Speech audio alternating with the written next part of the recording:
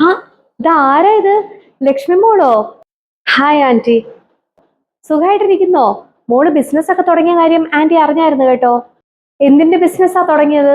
ഞങ്ങളുടെ ഇപ്പൊ ഉള്ളത് സിൽവർ ജ്വല്ലറി ആണ്. ഈ സൗത്ത് ടെമ്പിൾ വർക്ക് ചെയ്ത മാലകള്, ജുംകികള്, പിന്നെ ട്രൈബൽ വള, മാല, കമ്മൽ അങ്ങനെയൊക്കെയാണ് ആന്റി. ഓ അത് ശരി. ആന്റി ഈ വലിയ കമ്മലും മാലയൊന്നും ഇപ്പൊ ഉപയോഗിക്കാറേ ഇല്ല മോളെ.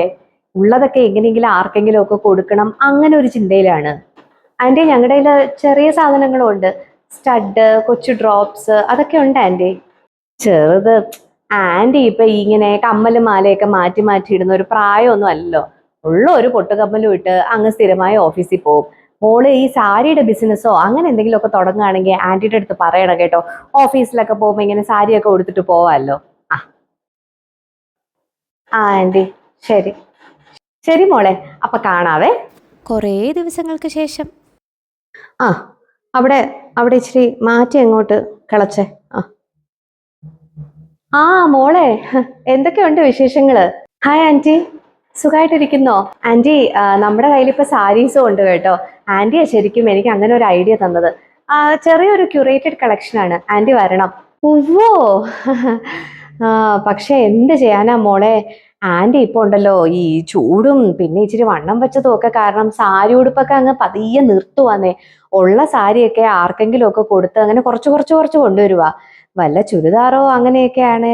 ആന്റി നമ്മുടെ കയ്യില് അൺസ്റ്റിച്ച്ഡ് സൽവാർ സൂട്ട് മെറ്റീരിയൽ അതിന്റെ കളക്ഷനും ഉണ്ട് ആന്റി.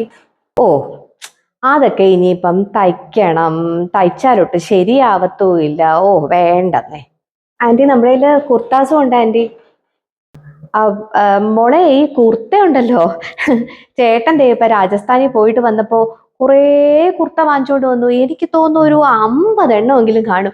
ഇതെങ്ങനെയാ ഒന്ന് ഇട്ട് തീർക്കാന്നാ ഞാനിപ്പോ വിചാരിക്കുന്നേ. ഈ ഉടനെ ഒന്നും കുർത്ത വാങ്ങലില്ല എന്നാ തീരുമാനിച്ചിരിക്കുന്നത്. മോളുണ്ടല്ലോ ഈ സ്നാക്സ് അങ്ങനത്തെ സാധനങ്ങളൊക്കെ വാങ്ങിച്ച് കടയായിട്ട് വല്ലതും തുടങ്ങിയാല് ആന്റി സ്ഥിരം കസ്റ്റമർ ആയിരിക്കും. ഈ ഡ്രസ്സൊക്കെ നമ്മൾ എപ്പോഴും വാങ്ങുന്നില്ലല്ലോ. സ്നാക്സ് ആവുമ്പം തീരുന്നു വാങ്ങുന്നു. പിന്നെ ഈ മുഖത്ത് തേക്കുന്ന സാധനങ്ങളില്ലേ, ഫേസ് പാക്ക്, ക്രീം, അത് ഒരു കുപ്പി തീരുമ്പോൾ നമ്മൾ ഉടനെ അടുത്തത് വാങ്ങുമല്ലോ. ഡ്രസ്സൊക്കെ വല്ലപ്പോഴും വല്ല ഓണത്തിനോ സംക്രാന്തിക്കോ വാങ്ങിയാലായി. ഓക്കെ ആന്റി, ശരി മോളെ, ശരി ശരി. പിന്നെയും കുറേ ദിവസങ്ങൾക്ക് ശേഷം. കൊച്ച് മോളെ, മോളെ ആന്റി കണ്ടില്ലായിരുന്നു കേട്ടോ. ആന്റി നമ്മളിപ്പോഴേ ചില സ്ത്രീകളെയൊക്കെ പ്രൊമോട്ട് ചെയ്യാനായിട്ട് അവർക്കൊരു വരുമാന മാർഗം ഉണ്ടാക്കി കൊടുക്കാനായിട്ട് സ്നാക്സിന്റെ ഒരു ചെറിയ കൗണ്ടർ ഷോപ്പിൽ തുടങ്ങിയിട്ടുണ്ട് ആന്റി. ഈ മുറുക്ക്, അച്ചപ്പം, മാലാഡു അങ്ങനെയൊക്കെയുള്ള സ്നാക്സ്, പിന്നെ മിക്സ്ചർ അങ്ങനെയുള്ള എരിവുള്ള സ്നാക്സും ഉണ്ട്. പിന്നെ വേറൊരു ചെറിയ കൗണ്ടർ സ്റ്റാർട്ട് ചെയ്തത് ഈ ഫേസ് ക്രീംസ്, ഫേസ് പാക്ക്, എണ്ണകള്, ഇതൊക്കെ നമുക്ക് ചുറ്റുമുള്ള സ്ത്രീകളെ ഒന്ന് സഹായിക്കാൻ വേണ്ടി അങ്ങനെ സ്റ്റാർട്ട് ചെയ്തിട്ടുണ്ട് ആന്റി.